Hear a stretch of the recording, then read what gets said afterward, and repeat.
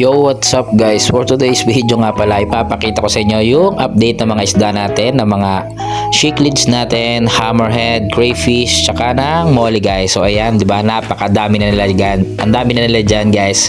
'Di ba? Nagsisiksika na sila diyan. So lumalabo na yung tubig, yung filter natin madumi na.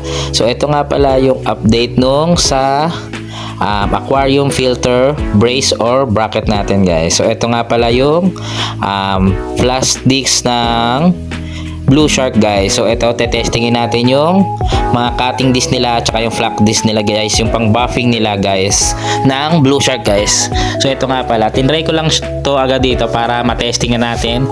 Ito nga pala, goods nga pala to kasi makapal siya, makapit siya. So tapos matibay yung pagkakagawa, magandang klase, guys. High quality yung mga disc nila dito, guys. So try nyo na, check nyo sa Blue Shark, guys. So punta lang kayo sa page nila, tapos makikita nyo yung mga sample ng mga disc nila dito, guys. Ano nga pala to? European brand nga pala to, Germany technology, guys. So ayan, magandang klase to, guys. So sila lang yung distributor dito sa Philippines. So ito, try naman natin yung cutting disc nila, guys. So gagawa tayo nito sa yung yung bracket dito, lalagyan natin doon para masalo yung pinaka filter natin. Tapos ayan, higpitan nyo lang dyan. So ano nga pala, disclaimer lang, guys, hindi nga pala ako professional. So first time ko lang gumawa nito. Ito yung una kong project. So hindi pa tayo magaling dito. Syempre mga for safety, minsan nagkakamali. So mag-ingat kayo. Mag-aral muna kayo bago kayo gumamit ng mga welding machine, mga grinder. Ayan, mid welding nga pala yung gamit ko dito, guys. So ayan, syempre mag-ano kayo ng shades, tapos yung mga protective sa mata, sa kamay.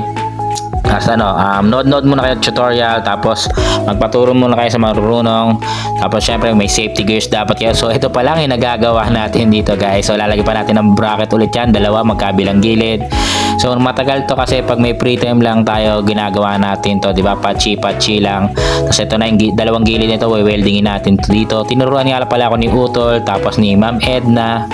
So ayan, tamang sa TikTok, tamang sa YouTube, download tayo, guys. Tapos ayan na.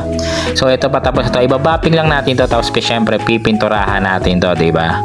So salamat nga pala sa Blue Shark sa sponsor ng mga disc natin, guys. So 5 stars sa akin itong mga disc na to. Salamat, guys. So check nyo dito sa video natin dito, pinost ko yung picture nila dito. Tapos sa mga last video natin, nandun yung page nila, guys.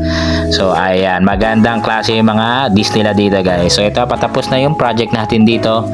So bubutasan ko na lang to, lalagyan natin ng 4 na pako sa ilalim para maging lock nung sa aquarium natin. Pipinturahan, babapping, primer pa to, guys. So thank you for watching. Salamat, bye bye. Sana may natutunan kayo.